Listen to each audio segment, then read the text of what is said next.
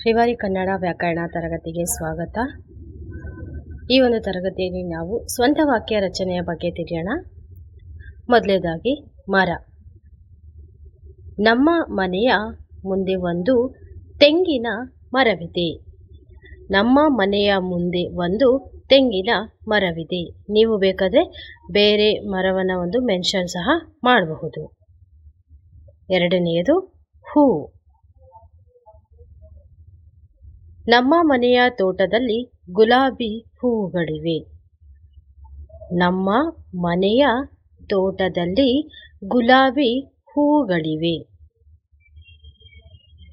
ನೀವು ಸಹ ಗುಲಾಬಿ ಹೂ ಬದಲಾಗಿ ನೀವು ಬೇರೆ ಹೂವನ್ನು ಸಹ ಅಲ್ಲಿ ಬಳಸಿ ಬರಿಬಹುದು. ನದಿ. ನದಿಯಲ್ಲಿ ನೀರು ತುಂಬಿ ಹರಿಯುತ್ತದೆ. ನದಿಯಲ್ಲಿ ನೀರು ತುಂಬಿ ಹರಿಯುತ್ತದೆ ಅಥವಾ ನದಿ ಇರೋದ್ರಿಂದ ನೀವು ಇದೇ ಒಂದು ವಾಕ್ಯವನ್ನು ನೀವು ಬರಿಬಹುದು. ಶಾಲೆ. ನಾನು ಸಮವಸ್ತ್ರ ಧರಿಸಿ ಪ್ರತಿದಿನ ಶಾಲೆಗೆ ಹೋಗುತ್ತೇನೆ. ನಾನು ಸಮವಸ್ತ್ರ ಧರಿಸಿ ಪ್ರತಿದಿನ ಶಾಲೆಗೆ ಹೋಗುತ್ತೇನೆ.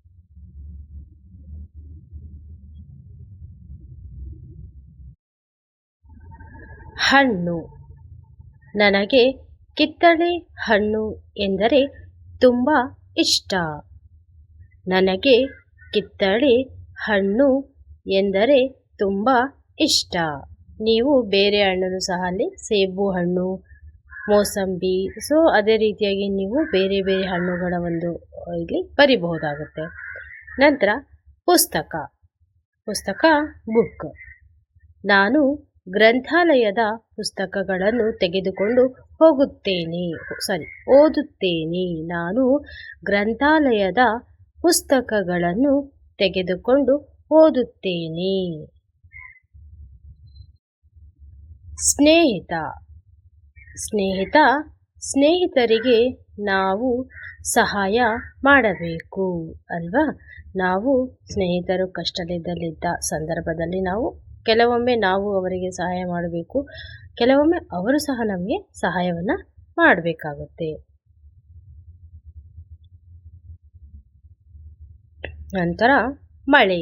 ಮಳೆ ಅಂದರೆ ರೈನ್. ಮಳೆ ಬಂದರೆ ರೈತರಿಗೆ ಬೆಳೆ ಬೆಳೆಯಲು ಸಹಾಯವಾಗುತ್ತದೆ. ಮಳೆ ಬಂದರೆ ರೈತರಿಗೆ ಏನಾಗುತ್ತೆ? ಬೆಳೆಯನ್ನು ಬೆಳೆಯಲು ಸಹಾಯ ಆಗುತ್ತೆ. ಅವರು ಬೆಳೆ ಬೆಳೆದ್ರೆ ನಮಗೆ ಇಲ್ಲಿ ತಿನ್ನಕ್ಕೆ ಸಿಗುತ್ತೆ.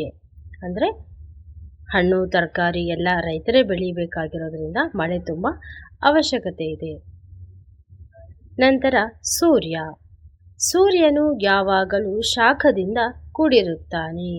ಸೂರ್ಯ ನಿಮ್ಗೆ ಗೊತ್ತಿರೋ ಹಾಗೆ ಯಾವಾಗಲೂ ಅವನು ಬಿಸಿಯಾಗಿರ್ತಾನೆ. ಅಂದರೆ ಯಾರು ಸಹ ಅವನನ್ನು ಮುಟ್ಟಲು ಸಾಧ್ಯವಿರೋದಿಲ್ಲ. ಆ ಥರ ಅವನು ಶಾಖದಿಂದ ಕೂಡಿರುತ್ತಾನೆ. ಆನೆ. ಆನೆಯು ನೋಡಲು ದೈತ್ಯ ಆಕಾರದಲ್ಲಿ ಇರುತ್ತದೆ. ಆನೆ ನೋಡಲು ಯಾವ ಥರ ಇರುತ್ತೆ? ದೊಡ್ಡ ಒಂದು ದೇಹವನ್ನು, ದೊಡ್ಡದಾದ ಒಂದು ಕಿವಿಯನ್ನು, ಬಾಲ ಚಿಕ್ಕದಾಗಿರುತ್ತೆ, ಕಣ್ಣು ಚಿಕ್ಕದಾಗಿರುತ್ತೆ, ಬಟ್ ಅದು ಮಿಕ್ಕ ಒಂದು ಎಲ್ಲ ಏನಿದೆ ಬಾಡಿ ಅದು ದೊಡ್ಡದಾಗಿ ಇರುತ್ತೆ. ಗಿಡ. ನಾವು ಮನೆಯ ಮುಂದೆ ಗಿಡಗಳನ್ನು ನೆಡಬೇಕು ಅಥವಾ ಬೆಳೆಸಬೇಕು. ನಾವು ಮನೆಯ ಮುಂದೆ ಏನು ನೆಡಬೇಕು?